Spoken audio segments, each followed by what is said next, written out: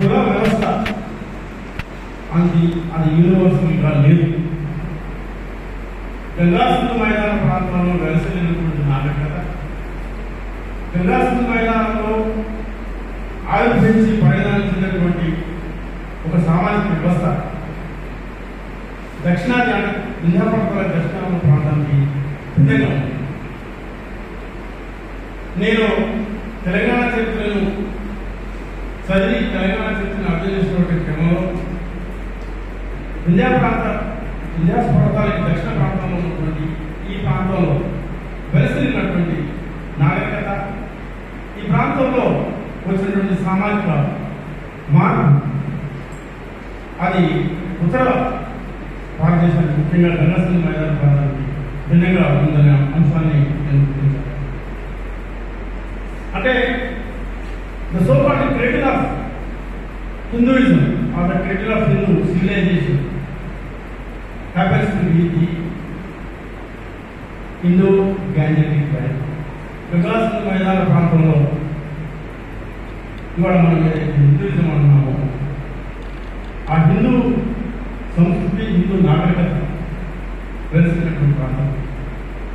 దానికి విధంగా దక్షిణాపథంలో అంటే వింధ్యాపర్వతాల దక్షిణ ప్రాంతంలో ఉన్నటువంటి దక్షిణ భారతదేశంలో వెలిసినటువంటి నాగరికత, సామాజిక వ్యవస్థ భిన్నంగా ఉంది. అంటే ఒక్క ఉదాహరణ చెప్తాను. తెలంగాణ తీసుకుంది. తెలంగాణ ప్రాంతంలో అగ్రహార సంస్కృతి లేదు, బ్రాహ్మణిజం అగ్రహార సంస్కృతి లేదు. అంటే అగ్రహార సంస్కృతి వెలిసినటువంటి ప్రాంతాల్లో మనం చూసినట్టయితే అవి గంగా సింధు మైదానం కావచ్చు, కోస్తా ఆంధ్ర కావచ్చు, కోస్తా తమిళనాడు కావచ్చు, కేరళ. కాబట్టి మనం విషయం అర్థం చేసుకోవాలి. అది నాకు అర్థమైనటువంటి ఏంటంటే కాస్ట్ సిస్టమ్ని మనం యూనివర్సలైజ్ చేయాలి. Because caste system in the north, in the Indo Gangetic valley, caste system in south India are entirely different. In the sense that for example ముఖ్యంగా తెలంగాణ ప్రాంతాన్ని తీసుకుంటే ఈ దక్కన్ పీఠభూమిలో ఉన్నటువంటి ఈ ప్రాంతాన్ని చూసుకుంటే ఇక్కడ అనాదిగా వెలసిల్లినటువంటి సామాజిక వ్యవస్థ, నాగరికత, తర్వాత మానవ సంబంధాలు గంగా సింధు మైదానం కంటే భిన్నంగా ఉన్నాయి. ఐ థింక్ దేశంలో ఎక్కడ లేని విధంగా తెలంగాణలోనే వారి అసలు కులం నిమిత్తం కాకుండా, కులంతో సంబంధం లేకుండా వారి అసలు కలిగి ఉన్నటువంటి ఒక ఆచారం అది నేను కూడా తెలంగాణ ప్రత్యేకత. మామ, బావ, అక్క, వదిన అనేటువంటి ఇది ఎందుకు అర్థం ఇంత సోపాన్ని మోడర్నైజేషన్ అనేటువంటి ఈ తరంలో కూడా ఇది ఎందుకు ఈ అభినవ సంబంధం కులాలకు మతాలకు అతీతంగా ఈ సుహృద్భావం, ఈ సోదరతత్వం ఎట్లా వచ్చింది తెలంగాణ? కోస్తాంధ్రలో అనుభవం, కోస్తాంధ్రలో ఈ వాయుభాషలతో ఉన్నటువంటి సంబంధాలు ఉండవు. కానీ ఇక్కడ తెలంగాణ ప్రాంతం ఎందుకు ఉంది అంటే బహుశా ఇది అనాదిగా ఉన్నటువంటి ఒక principle of social equality, egalitarian culture ఈ ప్రాంతంలో వెలిసినటువంటి ఈ యొక్క సామాజిక వ్యవస్థని అది విపరీతంగా ప్రభావితం చేసింది. కాబట్టి ఈ informal social relations in terms of these అక్క, బావ, అత్తమ్మ, వదిన, అక్క అనేటువంటి సంబంధాలు అంటే that is something intrinsic in this kind of a culture where this equalitarian principles were part of this culture. అంటే అది మాత్రం ఇక్కడ ఏదో సోషల్ ఈక్వాలిటీ ఉందని కాదు. But that the nature of people in general is such that we are not conditioned by the boundaries of caste culture. అందుకే నేను అంటాను తెలంగాణలో కుల వ్యవస్థ ఉంది కానీ కుల తత్వం ఇది ఈ మధ్య కాలంలో వస్తున్నటువంటి పరిణామాలు పక్కన పెట్టి అనాదిగా ఈ తెలంగాణ ప్రాంతంలో కులతత్వం అనేటువంటిది అది వేరులు లేకపోయింది, వేరులు లేకపోయింది. ఎందుకంటే ఈ కల్చర్లో అంటే ముఖ్యంగా దక్షిణాది ప్రాంతానికి మనం చూసినట్లయితే ఇవాళ ఒక simple question, why is it that Hindutva as an ideology was strong and well entrenched in the Indo Gangetic valley and not in దక్షిణ? అర్థం చేసుకోవాలంటే ఈ సామాజిక పరిణామ క్రమాన్ని మనం తెలుసుకోవాలి. ఎందుకు Hindutva as an ideology grip the minds of the people, particularly the upper class, Bhumia, Rajput, Brahmin, and the Indo-Gangetic Valley. The kind of caste oppression, caste atrocities that were perpetrated by the upper class, the Bhumia, Brahmin, Rajput communities in North India, in particular UP, Bihar, are absent in Telangana.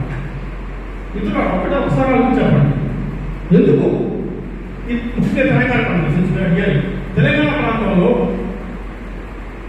ఉత్తర భారతదేశం దాకా ముఖ్యంగా గంగాసింధు మైదాన ప్రాంతంలో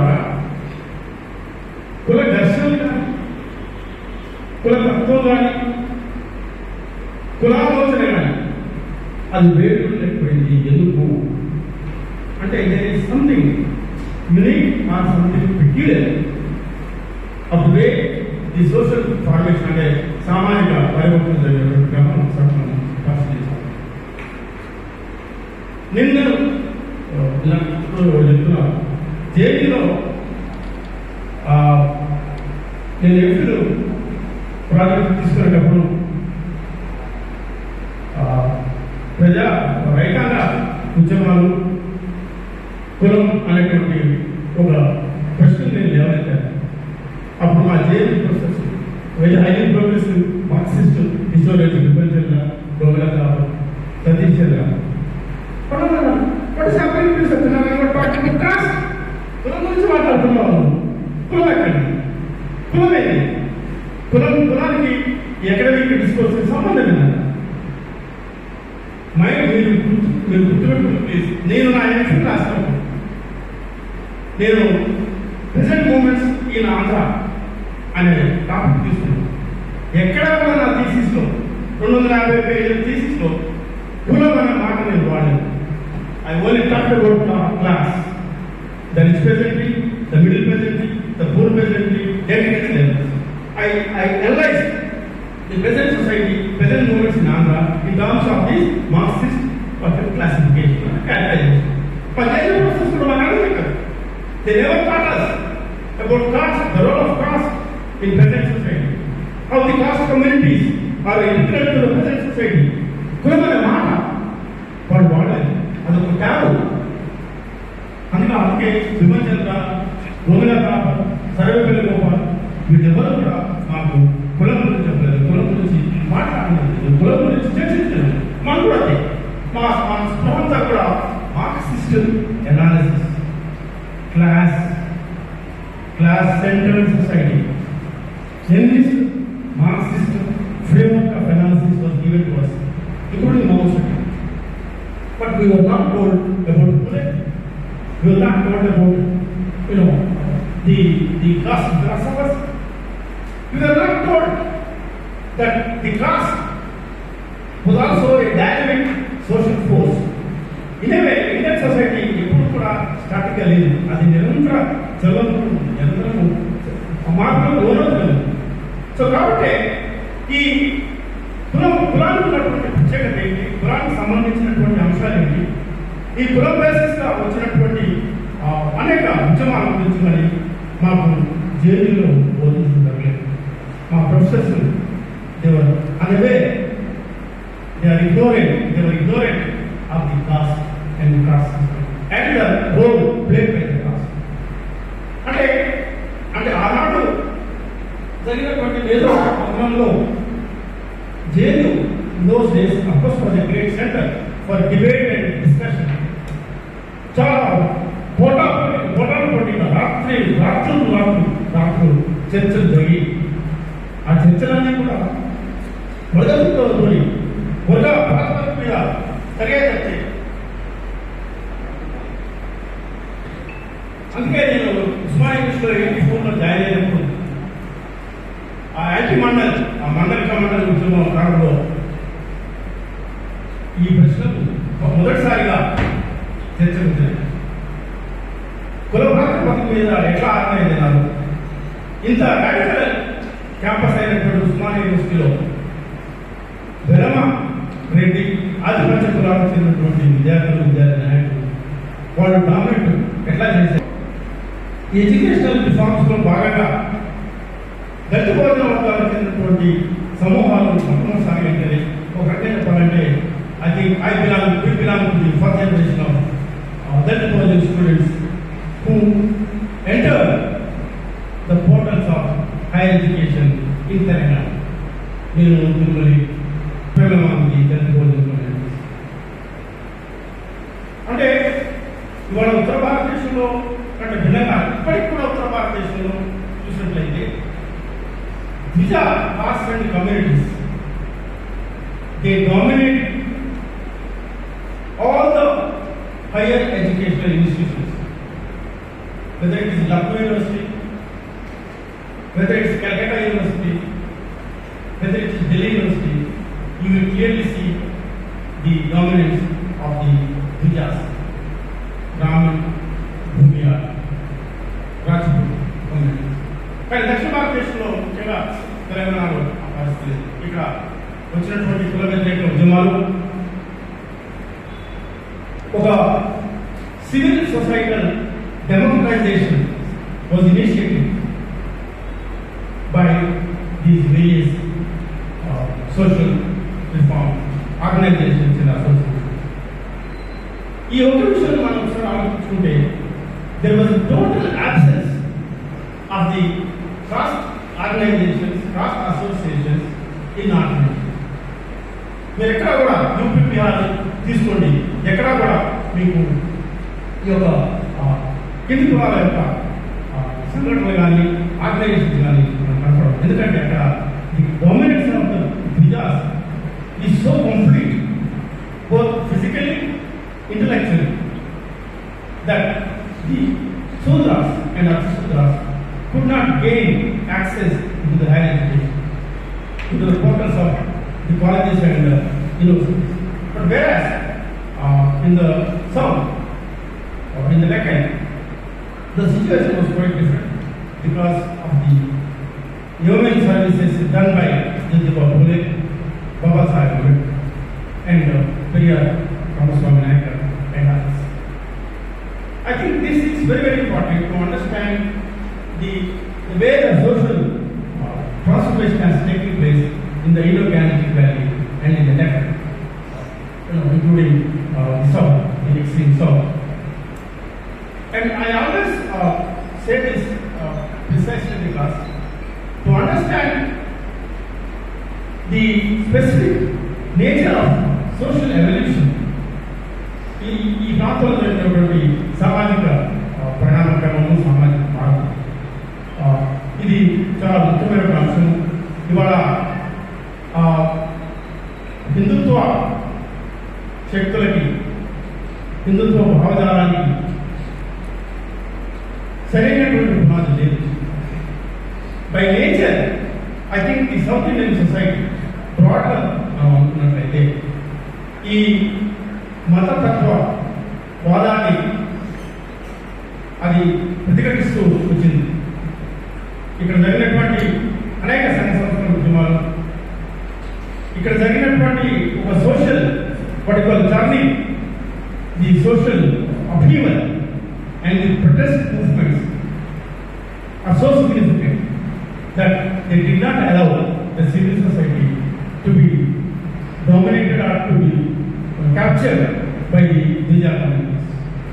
Sorry, as far as Telangana is concerned, there is the absence of this Agrahara culture, the Agrahara. I mean, Agrahara was not simply a land. Agrahara itself is a culture in which the Hinduistic ideology, the Hindu ideology was integral to it. Agraharam never allows freedom, it never allows equality, it never allows fraternity, it never allows tolerance. The Agraharan culture was by nature basically is intolerant. అందుకే ఉత్తర భారతదేశంలో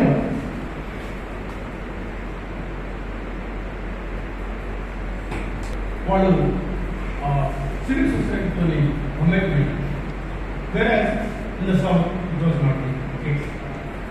Second important aspect is this dialectic of dominance and resistance. దీనికి ఒక peculiarity, దీనికి ఒక ప్రత్యేకత ఉంది ఇంకా దక్షిణ భారతదేశంలో, ఇంక్లూడింగ్ తెలంగాణ.